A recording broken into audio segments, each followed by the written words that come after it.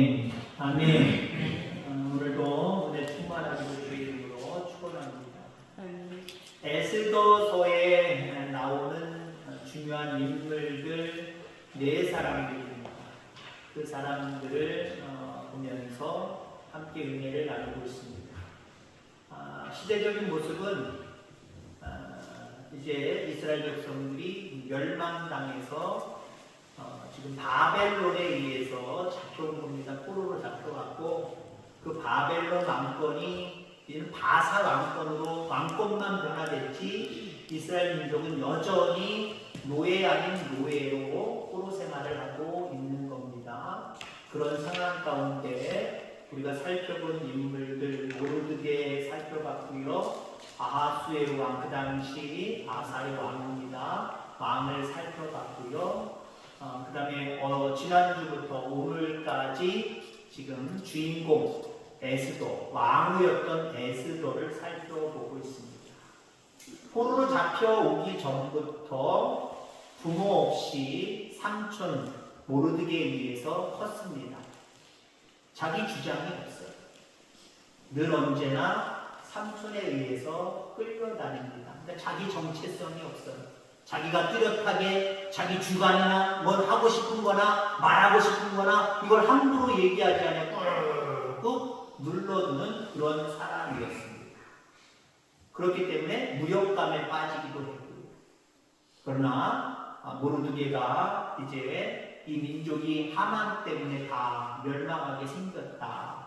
그러니까 네가 왕으로 있으니까 이때를 위함이 아니냐. 네가 좀 나서야 되겠다. 소극적이고 무력감을 가지고 있었던 에스더지만 신앙의 힘으로 죽으면 죽으리라 하고 이제는 민족을 구원하는 일에 나서는 그런 여인의 모습을 우리에게 보여주고 있습니다. 신앙의 힘으로 일하면 이라고 하는 제목으로 지난주에 이어서 오늘 계속해서 에스더에 대한 인물을 좀 살펴보려고 합니다. 에스더 4장 13절 14절 말씀을 읽지 않았던 앞에 부분 지난주에 읽었었죠. 여기에 보면 모르드게가 왕 다음에 서열이 높았던 하만 절하지 않지요. 왜요?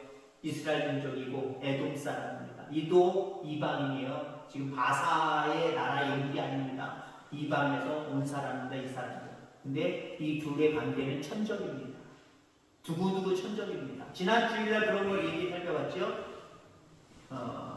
롯, 아브라함의 조카 롯, 소돔과 고모라를 선택했는데 하나님 불로 심판하셨지 않아요. 그 심판에 대해서 알고 아브라함에게 듣고 사위에게 얘기했더니 농담으로 여겨서 멸망당하고 자기 아내한테 뒤도 돌아보지 말고 빨리 도망해야 된다 그랬더니 그 아내는 뒤를 돌아보는 바람에 소금 기둥이 되고 두 딸들만 남았는데 두 딸들이 무슨 행동했어요? 아버지 술 먹이고 첫째가 들어가서 하룻밤 자고 둘째가 들어가서 하룻밤 자고 거기에서 나온 자손들이 에돔 민족, 모압 민족 그 뿌리입니다. 그때부터 이스라엘 민족과 유대인들과 이 모압 에돔 사람들은 원수처럼 지냈거든요. 늘 원수처럼 지냈어요. 그러니까 에돔의 후손이 하만입니다. 그러니까 자기한테 절하지 않았다고 모르드게 절하지 않았다고 해서 모르드게뿐만 아니라 유대인들을 다 멸절시킬 지금 왕의 언어를 가지고 이미 선포된 상태예요. 죽을 날만 이스라엘 백성들이 지금 기다리고 있습니다. 그런 상태에서 모르드게가 에스더에게 이야기하지.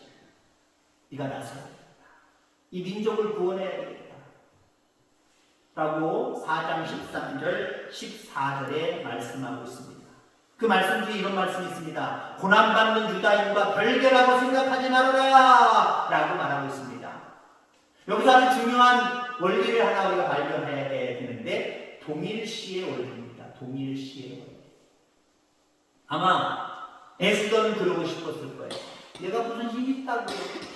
나는 몰라요. 그냥 궁궐에 들어와서 왕 앞에서 힘없이 살아가는 왕이지만 힘없이 살아가는 사람이에요. 왜 삼촌이 알아서 해결하세요. 난 몰라요. 그럴 수도 있겠죠.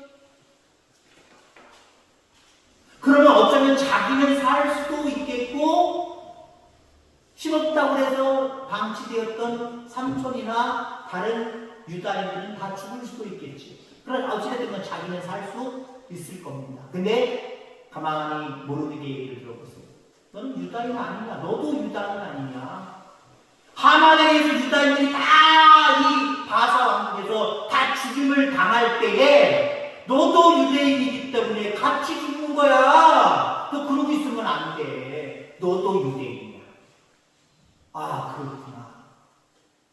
이스라엘 민족 유대인들이 다 죽는 날 나도 유대인이기 때문에 당장은 안 죽을 수 있지만 그 사실이 내가 나도 유대인이라는 것이 밝혀지는 날 나도 죽게 되는구나. 나도 유대인이지. 동일시 여기는 마음. 동일시 여기는 마음. 여러분, 예수님의 그 사랑이 왜 위대한지 아십니까? 하나님이 이 땅에 예수 그리스도를 보내주셨습니다. 엄청난 사랑이지요. 예수님이 이 땅에 오셔서 우리의 죄와 허물을 다 뒤집으시고 십자가에 달려 돌아가셨습니다. 엄청난 사랑이지요. 이처럼 사랑하사. 이런 사랑이 도대체 세상에 어디 있습니까? 왜 예수님의 사랑, 하나님의 사랑이 왜 이렇게 위대한 겁니까? 너희들은 죄이냐? 나는 죄 없어. 몰라. 너희들 해결해. 우리랑 동일시 여기는 마음이 없었다고 한다면 우리 구원받을 수 없었어요. 신이고 인간 피조물이고 죄가 없으신 분이고 죄가 많아서 영원히 지옥 갈 수밖에 없는 죄인들인데 너희들이 육신을 가지고 얼마나 힘들겠니? 죄악 가운데 영원히 죽는 거나 불쌍히 죽겠다. 내 마음이 아니다. 내가 가는 것처럼 아니다. 너희들 지옥 가는 거나 못 보겠다. 그래서 독생자를 보내주신 거고요. 그래서 독생자가 우리의 죄와 허물을 대신 뒤집어쓰고 죄사함의 은혜를 우리에게 허락하신 겁니다. 동일시의 능력입니다. 우리 하나님 예수님의 사랑은 우리와 동일시 여기는 모습으로 우리에게 오셨고 우리를 위해서 십자가를 지었다는 거예요. 우리 그리스도인들에게도 이 동일시의 이 원리가 살아있기를 주의 이름으로 축원합니다. 목사님들 세계 속에서도요 그런 목사님들이 있어요. 어떤 목사님들? 자기는 이런 진천 총구석에 가서 목회할 사람이 아닌데 오다 보니까 여기 안 되는 거예요. 나 예전에는 저기 어디 교회에서 어떤 교회에 있었고 어떤 교회에 있었고 이랬다는 거예요. 그 얘기 들으면 죄송한 표현이지만 안 맞았어요 진짜. 왜요? 우리랑 다르다는 거예요. 자기는 격이 다르다는 거예요. 그런 모습으로 자기를 드러냅니다. 어울릴 수 없어요. 그런 목사님은 어울릴 수 없어요. 여러분 사이에도 있죠? 뭐가 조금 나은 형편이라고 우리를 업신 여기거나 이상 여기고 격이 다른 사람들 딱 이렇게 이격시켜버리잖아요. 그걸 장난치잖아요. 여러분 그 사람들과 친구합니까? 안 합니까? 죄송합니다. 재수 없어. 다시는 안 만나는 거예요. 그 관계 끊어버리는 거예요. 그럼 우리가 믿지 않는 사람들을 대할 때도 당신들은 죄인이야. 죽을 수밖에 없어. 영원히 지옥 가고 밖에 안 돼. 난 당신들과 같이 어울릴 수가 없어. 지옥이나 갈 것들. 이래서 그들에게 깊은 감명을 주지 못해. 예수님을 믿을 수 있는 그 은혜를 그들에게 허락하지 못해. 어떤 이야기를 세상 사람들한테 들을 때 동일시 여기려고 하는 마음을 가지시기 바랍니다. 그거 기도 안 해서 그래. 그 예수 안 믿어서 그래. 그러면 딱 나랑 다른 모습을 이격시켜 놓지 말고요. 적어도 힘들겠네. 가슴 아프겠네. 속상하겠네. 나도 옛날에 그런 것들 조금 경험을 해. 그것만큼은 아니지만 경험을 했지만 나보다 더 아프겠네. 마음이 쓰이겠네. 기도해줄게. 내가 하나님 앞에 갈 때마다 기도해줄게. 걱정하지 마. 염려하지 마. 그럼 이 사람 마음이 감동받는 거예요. 나랑 동일시 여기구나. 내 고통에 대해서, 내 아픔에 대해서 나 몰라 하지 않냐고 같은 고통을 감수하고 있고 같이 나누고 있구나. 이러면요 우리의 전도는 쉬워지는 거예요.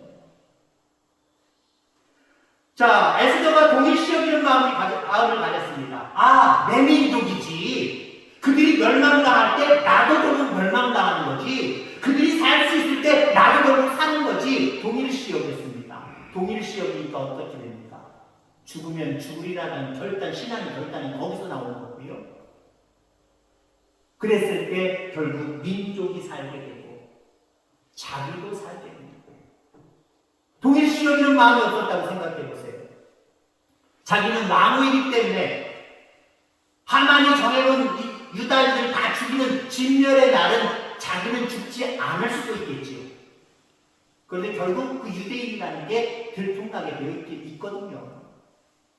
그러면 자기도 가차없이 죽음을 당할 수 있다는 거죠. 그런데 동일시 여기는 마음을 가졌을 때에 이스라엘 민족을 우리가 결론적으로 다음 주에 이제 하만에 대해서 살펴보겠습니다만은 살 수 있었고요. 자기도 결국 살 수 있었다라고 하는 사실 기억하게 되기를 주의 이름으로 축원합니다.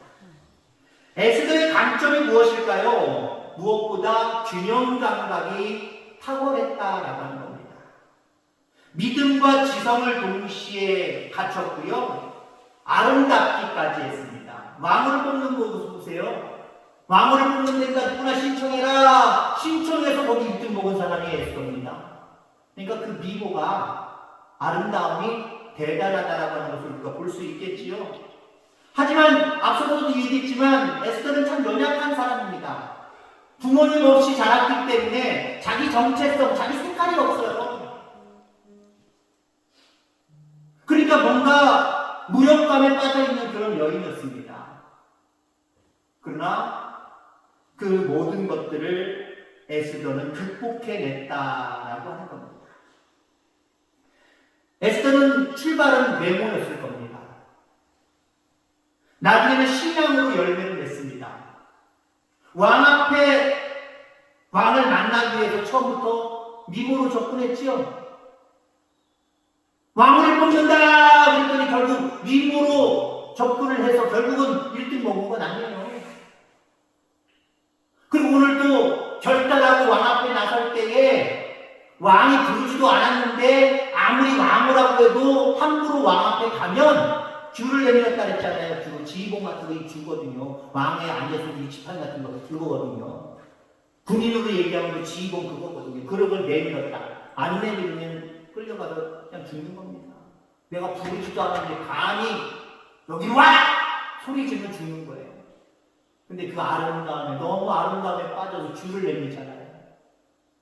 그러니까 왕 앞에 갈 때도요, 처음 왕후가 될 때도 그렇고 왕 앞에 갈 때도 그렇고 아름다운 미모를 가지고 갔단 말이에요. 자, 그런데 나중에 이스라엘 구원하기 위해서 목숨 걸고 왕 앞에 갔을 때는 미모 가지고 가지 않았어요. 뭘 가지고 왔느냐? 신앙만 가지고 왔습니다. 그걸 어떻게 하는지 아십니까? 금식했잖아요. 알았어요, 삼촌. 내가 왕 앞에 담대하게 나가서 민족을 구원하기 위해 내가 한몫할 테니까 나를 위해서 금식 기도해 주세요. 나도 금식 기도할 거예요. 며칠 했는지 몰라요. 며칠 했는지 모르죠. 여러분들 보세요. 여러분이 며칠 굶는다고 생각해 보세요. 굶은 얼굴과 맛있는 거 잘 골고루 먹은 얼굴 일주일이나 열흘 후에 한번 비교해 보세요. 달라요. 지금 왕 앞에 간다는 여자가 잘 먹고 화장 잘 고치고 저녁에 잘 때는 퇴근하고 그러면서 아름다움을 유지해도 왕 앞에 가서 줄을 내밀지 않는 일이 발생하지 않도록 꾸며야 된단 말이에요. 아름다움을 치장해야 된단 말이에요. 근데 아름다움을 집어 던졌습니다. 던지고 신앙만 뺏겼잖아요. 하나님이 도와주시면, 하나님이 주시는 지혜만 있으면 아름다움이 뭐가 그렇게 중요하냐? 내가 아무리 아름답게 꾸미고 간다고 해도 하나님이 왕의 마음을 돌려놓지 않으면 귀를 내밀지 않을 거고 나는 결국 감과 동시에 내게 있는 속에 있는 말도 하지 못하고 죽임당할 거잖아요. 이게 무슨 소용이 있느냐? 하나님이 주신 믿음으로 간다. 하나님이 주신 지혜를 가지고 간다. 금식 기도한 거예요. 금식한 거예요. 그리고 평상시보다는 뭔가 최채한 모습이 있었을 겁니다. 며칠 굶었으니까 며칠 금식했는지는 알 수 없지만 며칠 굶었기 때문에 뭔가 쫙 들어가고 기름기도 별로 없고 탄력도 없고 막 그랬을 겁니다. 근데 왕이 어떻게 봤어요? 하나님이 도와주시는 거예요. 아름답게 봤습니다. 이쁘게 봤습니다. 오, 왕이야.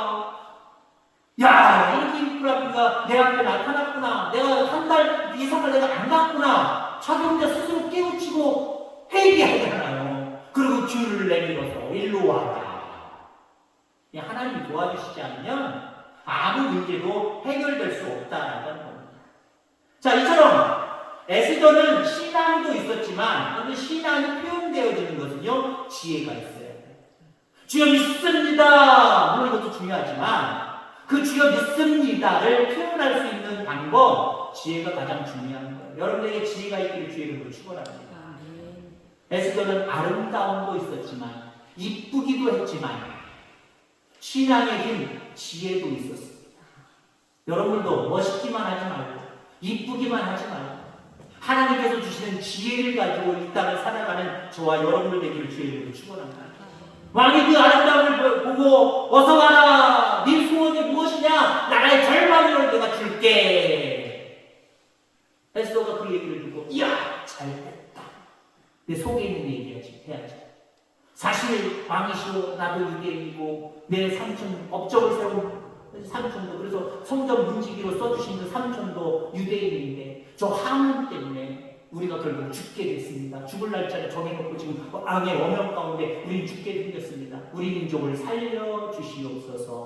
바로 얘기하면 되잖아요. 근데 에스더가 바로 얘기하지 않아요. 오늘 밤에 내가 잔치를 벌일 테니까 왕이 허락하시면 하만만 데리고 잔치에 참여해 주시기 바랍니다. 그리고 첫째 날 그 저녁에 잔치가 벌어졌지요. 또 네 소원이 무엇이냐 물어봤을 것 같아요. 그랬더니 에스더가 뭐라고 합니까? 다음 날도 하만만 데리고 잔치 벌이겠습니다. 또 오십시오. 잔치에 참여해 주십시오. 그때 내가 내 소원이 무엇인지 말씀하겠나요? 아마 처음부터 네 소원이 무엇이냐라고 했을 때, 야 이거 잘됐다, 하나님의 은혜 베풀어 주셨구나, 기회로다 라고 하면서 민족을 구원해 주세요 라고 했다고 한다면 가능했을까요? 가능도 했을지 모르겠지만 예정할 때 우리는 아무렇게나 예정할 수 있잖아요. 예견할 수 있잖아요. 그래도 됐겠지 뭐. 근데 안 될 수도 있는 거예요. 왜 그런지 아십니까? 아하스의 왕, 우리가 이야기할 때, 지지난주에 이야기할 때 어떻게 얘기했습니까? 생각 없는 왕이라고 했는데, 생각이 없는 왕.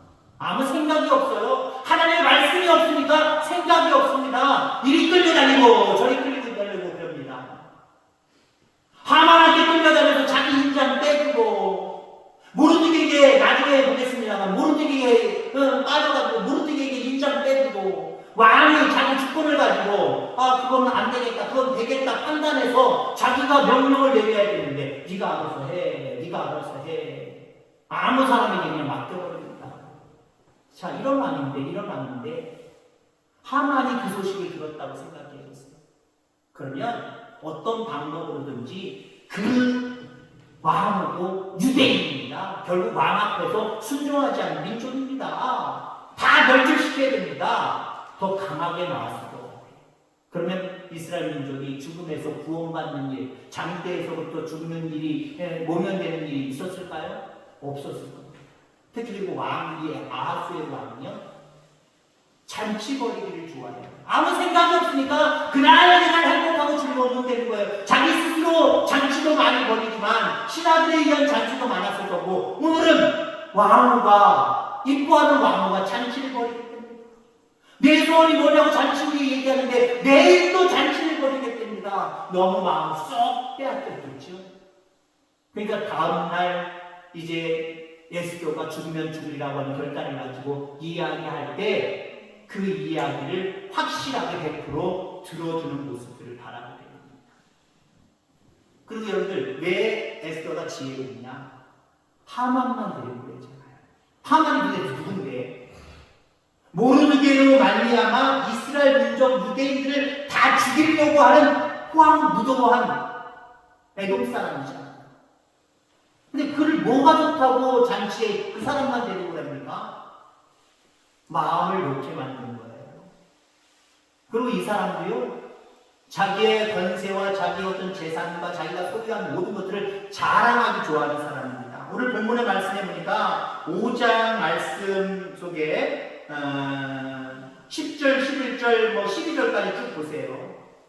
자기가 가지고 있는 자녀가 많다, 재산이 많다, 나 이렇게 살아가고 있다. 그 다음에 왕이 나를 총애해서 이 나라의 서열 2위로 만들어 주셨고, 잔치에 왕후가 나만 초대했다, 왕가 나만 초대했다. 나 이런 사람이다. 마음 편안히 먹고 잔치만 즐겼단 말이에요. 근데 둘째 날, 둘째 번째 잔치 벌어질 때 어떻게 얘기했어요? 오늘 우리가 본문을 읽진 않았지만 에스더가 엄청난 얘기를 다 이야기할 때 이미 왕은, 아수의 왕은 에스더 편이 확 되어버렸어요. 자기가 거기서 무슨 얘기를 하고, 더군다나 에스더는 왕의 부인입니다. 왕의 부인을 함부로 모략하거나 욕하거나 우리가 흔히 얘기하는 손가락질하거나 헛된 말을 할 수가 있겠습니까? 더군다나 왕은 이미 쑥 거기에 넘어가고